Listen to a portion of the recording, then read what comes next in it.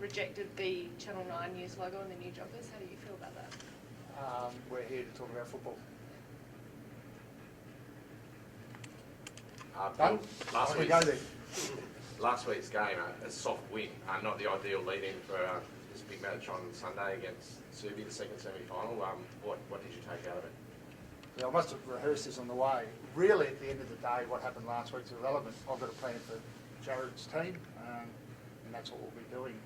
Whether I think last week was good, whether I think it wasn't bad, I won't know. All I know is we played. We're going to play again this week, and my focus since about 5:01 has been on the Subiaco Football Club. What do you think happened in the first quarter? Do you think even your players, their mind was a little bit affected? Just seemed to be a bit sluggish, but once you got going?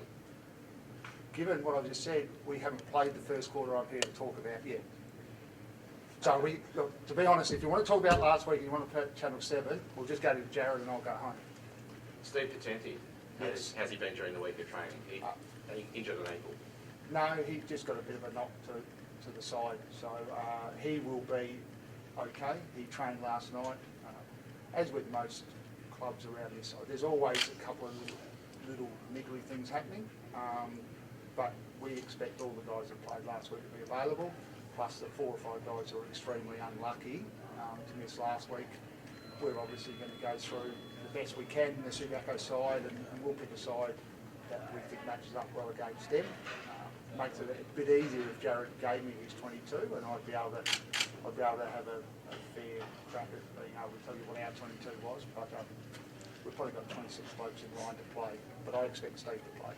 What about the battle of the ruck? Chris Coonan could potentially dominate. Serbia been pinch hitting a bit with Delahunty and Clancy Wheeler, and David Madut, I don't think he's right to come back, but potentially Chris Coonan could dominate the game. Again, a lot of what happens around football is opinion. I would dare say that our planning and Jared's planning wouldn't be about Chris Coonan dominating 2 extremely good players. If it's Wheeler and Delahunty, that both played state footy, both rucked at state footy level, both premiership players, they've rucked in big games against big bodies. They're exceptionally talented key position / ruckman. We won't be planning on Chris Coonan dominating. Chris Coonan, like everyone in our side, will have a role to play. And if we are able to get first hands on it and him direct it to our players, that's going to be an advantage. But we definitely won't be planning for him to dominate. Jared, how'd you handle the week off? Yeah, look, we didn't switch off footy-wise, I suppose. We had a good week on the track. We utilised the time to freshen up physically and mentally. We obviously had a unique week with our reserves playing as well, so we had to make sure that they stayed focused for their game.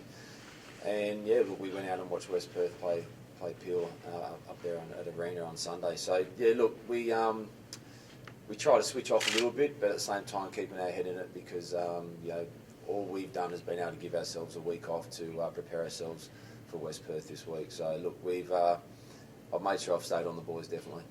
Did you, just the coaching staff, go and watch West Perth, or the whole team? Or? No, the whole side went. We watched our reserves play earlier on in the morning, then the whole side went up, and we watched at least a half of the game, and the coaches definitely watched the whole game. What did you take away from it? Obviously, Peel was a decimated side, but what could you take away from it tactically? Look, you know, it was just a unique situation with what happened to Peel, but you know, we know how good a side both sides are. So look, you know, you can take small parts of it out. Obviously, Peel were undermanned, but look, West Perth, you know, still played some pretty good football.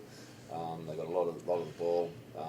You know, I dare say their ball movement was at a premium. They were a bit sluggish early on, but look, you can take only small parts out of it. We've been studying, obviously, sides over the course of the year, and we've had some close battles with West Perth. So we're under no illusions it's actually going to be a tough game this weekend. Your depth has been one of your strengths all season. It must be encouraging to see someone like Reece Bletchenden just keep giving you his all and playing so well on the reserves. He's putting his hand up high. Yeah, you're right, Russ. Probably a little bit like Billy and the West Perth fellas. You know, we've probably got about 26, 28 to pick from. You know, we had, I think, up to about 4 players playing the reserves to get some match time into them, but also stake their claim for a spot. 20 of the 22 from the previous week rested. So I feel like we're in a good position in terms of the health of our squad, which makes it going to be an interesting battle this weekend. Kyle Horsley just seems to be finishing off the season quite strongly. Might have been a bit quiet through the middle, but he certainly had a strong finish. That's a key leading into the finals. Well, we always want your skipper leading by example, and his last 2 weeks have been quite good. He's covering the ground well. I suppose his leg speed's back again. He's had a bit of an indifferent year with soft tissue with a calf injury, and he's been working hard to get his body right, and we've seen that over the last 2 weeks. So we expect him to lead from the front. But just like all other players, he'll have a role to play, and as long as they do their job, hopefully we'll be fine. The midfield's going to be a bit of a key, so you'd be backing the likes of Chris Phelan and Sam Managola to do well against the J Van Burlows and the Aaron Blakes and the Shane Nelsons. Yeah, look, you can focus on one area, but I think both sides match up quite well, play similar brand of football. It is a midfield battle in terms of probably what happened last time.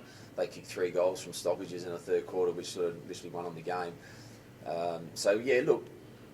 We could go through a list of names, but once again, everyone just needs to play their role. You mentioned before about the likes of Coonan up against Wheeler and Delahunty. Well, we've got the likes of a young Bestry to come in. There's other people that we need to focus on as well, instead of just a couple of players to win finals football. Thanks very much, guys.